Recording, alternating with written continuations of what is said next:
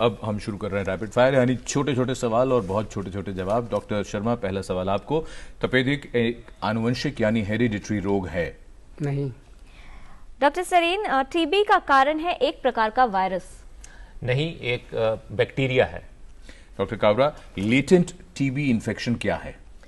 ये शरीर में कीटाणु चला गया और वो सुसुप्त अवस्था में रहता है, उसको टीबी लेटेंट टीबी कहते हैं।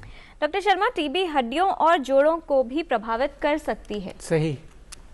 डॉक्टर सरीन, तपेदिक यानी टीबी मस्तिष्क को प्रभावित नहीं करती? गलत है। ये करती किसी है। हाँ, करती है। ये किसी भी शरीर के किसी भी अंग को प्रभावित कर सकती है, मस्तिष्क को भी कर सकती है। डॉक्टर काबरा, नवजात शिशु और बच्चों में टीबी से ग्रस्त होने का खतरा अधिक होता है? जी सही। नवजात शिशु में माँ से भी बीमारी हो सकती है, बड़े बच्चों में ये हवा से होती है। डॉक्टर शर्मा, HIV से ग्रस्त व्यक्ति को टीबी होने का खतरा ज्यादा होता है? सही।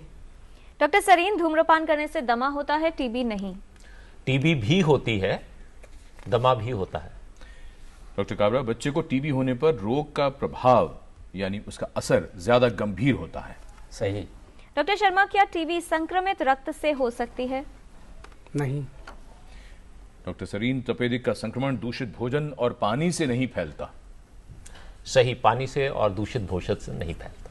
डॉक्टर काबरा, बच्चों में सिर्फ पल्मोनरी यानी फेफड़ों की टीबी ही देखी जाती है? जी गलत, क्योंकि फेफड़े की टीबी 50% में होती है और बच्चों में फेफड़े के बाहर जैसे गर्दन में गांठ, दिमाग की टीबी, हृदय रोग, हृदय की टीबी या फिर आंत की टीबी भी हो सकती है।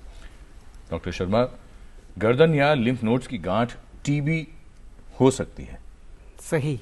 डॉक्टर सरीन, वजन में अचानक कमी या भूख न लगना तपेदिक रोग का लक्षण हो सकता है? सही। डॉक्टर काबरा, बच्चों में टीबी के लक्षण बड़ों से अलग होते हैं? कुछ हद तक सही। खांसी जो 2 हफ्ते से अधिक चल रही है वो सही है, लेकिन वजन कम होना, भूख नहीं लगना, बच्चा चिड़चिड़ा रहना, ये सब अलग लक्षण है। डॉक्टर शर्मा, एलाइजा टीबी की पहचान के लिए एक कारगर जांच है? गलत। डॉक्टर सरीन, क्लिनिकल एग्जामिनेशन और चेस्ट एक्सरे टीबी का पता लगाने में उपयोगी हैं? सही। डॉक्टर काबरा, बच्चों में टीबी की पहचान के लिए कौन सी जांच अवश्य करवानी चाहिए? बलगम मुश्किल होता है बच्चों में, इसलिए गैस्ट्रिक एस्पिरेट कहते हैं, जिसमें बच्चे की सुबह पेट की सफाई करके उसको जांच के लिए भेजते हैं। डॉक्टर शर्मा, डॉट्स क्या है? डॉट्स बेसिकली एक स्ट्रैटेजी है जिसमें कि सबसे इम्पोर्टेंट एलिमेंट है कि पेशेंट को जो भी हेल्थ केयर प्रोवाइडर होता है उसके सामने गोली निगलनी होती है, दवाई निगलनी है पानी के साथ। ये सबसे इम्पोर्टेंट कंपोनेंट है। बाकी और भी कंपोनेंट है, पॉलिटिकल कमिटमेंट और उसका रिकॉर्ड कीपिंग, ये सारे इम्पोर्टेंट हैं। There are 5 components. जी। डॉक्टर सरीन, टीबी के इलाज लेते हुए कितने समय दवा लेने के बाद व्यक्ति जो है टीबी फैलाने की स्थिति में यानी एक्टिव टीबी पेशेंट नहीं रह जाता? देखिए, ये व्यक्ति पे डिपेंड करता है, पर स्टडीज ने ये बताया है कि अर्लीस्ट जो ये पीरियड है ये 2 हफ्ते का है। जी। डॉक्टर काबरा, यदि टीबी का इलाज बीच में छोड़ दिया जाए तो टीबी मल्टी ड्रग रेजिस्टेंट हो जाएगी और दवाओं का असर नहीं होगा? जी सही। डॉक्टर शर्मा, टीबी की दवा लेते हुए रोगी के मूत्र में गहरा लाल रंग होना चिंता की बात है क्या? नहीं। डॉक्टर सरीन, टीबी के इलाज के दौरान रोगी को अतिरिक्त पोषण यानी एडिशनल न्यूट्रिशन मिलना बहुत जरूरी है? अब ये कुछ हद तक सही भी है, क्यों करके अगर उसका पोषण ठीक है तो उसका इलाज भी अच्छा होगा। पर टीबी जब शरीर में रहती है, टीबी का कीटाणु रहता है, तो more important than food is the medicine. दवाइयाँ ज़्यादा ज़रूरी है। जी। डॉक्टर काबरा, तपेदिक से बच्चों का शारीरिक विकास प्रभावित हो सकता है? जी, उसकी ग्रोथ प्रभावित हो सकती है। यदि दिमाग की टीबी है तो उसका विकास भी प्रभावित हो सकता है। डॉक्टर शर्मा, टीबी का इलाज टीबी का पता चलते ही जल्दी क्यों शुरू करना जरूरी है? ये बहुत इम्पोर्टेंट है, स्पेशली जो फेफड़े की टीबी होती है, क्योंकि पहले तो हमारा डायग्नोस्टिक डिले हो जाता है, दूसरा अगर ट्रीटमेंट डिले कर दिया तो स्प्रेड करेगा वो जी। घर औरों के को लोगों भी फैलाएंगे, औरों को भी कम्युनिटी में फैलाएगा। ये बहुत आवश्यक है। डॉक्टर सरीन, गर्भवती महिला को टीबी हो तो क्या गर्भस्थ शिशु को टीबी से बचा पाना संभव हो सकता है? उसकी आवश्यकता स्पेसिफिकली नहीं है, क्यों करके जो ट्रांसमिशन है वो फीटस के अंदर नहीं होती है। बहुत ही रेयर सिचुएशन है कि कंजेनाइटल टीबी हो। जी।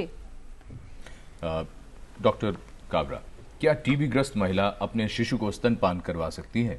जी, स्तनपान करवा सकती है, लेकिन इसमें ही मैं बताना चाहूँगा कि यदि किसी माँ को टीबी है गर्भावस्था के दौरान, तो उसके बच्चे को चेक करके कि उसको टीबी का बीमारी नहीं है, तो 6 महीने के लिए आइसोनाइजाइड की एक दवाई देने से उसमें बीमारी को प्रिवेंट किया जा सकता है। जी डॉक्टर शर्मा, यदि इलाज के दौरान टीबी रोगी को कहीं ट्रैवल करना हो तो क्या दवा साथ में दी जाए, क्या किया जाए? क्या दी जाती है, उसका पूरा प्रोविजन है प्रोग्राम में। डॉक्टर सरीन, टीबी की जांच कब करवानी चाहिए किसी भी व्यक्ति को?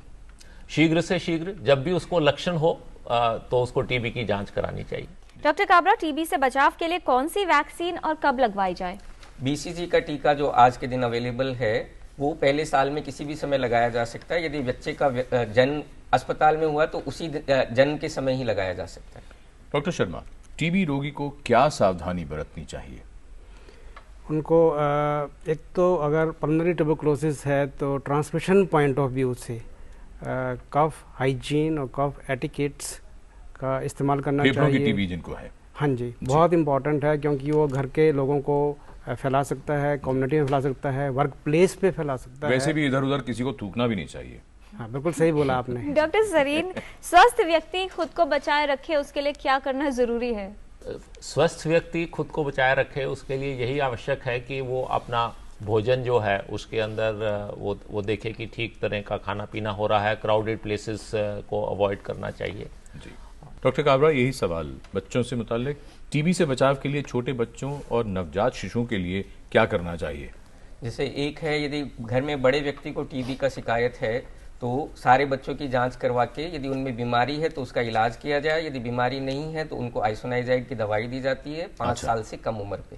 डॉक्टर काबरा, संदेश के साथ ये भी बता दीजिए कि बच्चों का जो इलाज होता है क्या फर्क होता है और क्या खास तौर पे बात आप जरूर बताना चाहेंगे? जी, दवाइयाँ सेम होती है बड़े व्यक्तियों की और बच्चों की, लेकिन बच्चों की दवाइयाँ उसके वजन के हिसाब से दी जाती है और इसलिए बच्चों के डॉक्टर है उसको कैलकुलेट करके दवाई देते हैं और इसको रेगुलर दी जाती है और मॉनिटरिंग बराबर की जाती है। जी डॉक्टर सरीन, आपसे संदेश के तौर पर हम ये ज़रूर जानना चाहेंगे कि इन्फेक्शन कंट्रोल के लिए क्या ज़रूरी कदम हम सबको उठाने चाहिए?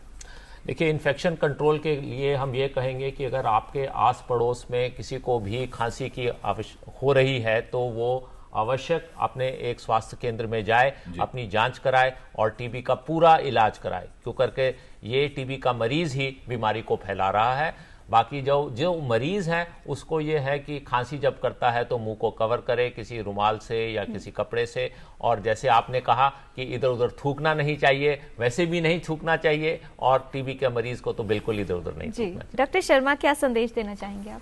मैं ये कहूँगा कि इस बार वर्ल्ड टीबी डे का संदेश था 3 मिलियन मिसिंग केसेस, उसमें से 1 मिलियन भारतवर्ष में हैं। सो इसका क्या किया जाए, कैसे इसको नंबर को कम किया जाए? नोटिफिकेशन ऑफ टीबी केसेस बहुत आवश्यक है। हमें मालूम है कि मई 2012 में ये शुरू हो गया था नोटिफिकेशन। सो नोटिफिकेशन बहुत ज़रूरी है और बर्थ और डेथ की तरह टीबी की डिजीज़ को, बीमारी को भी नोटिफाई करवाया जाए। बहुत धन्यवाद।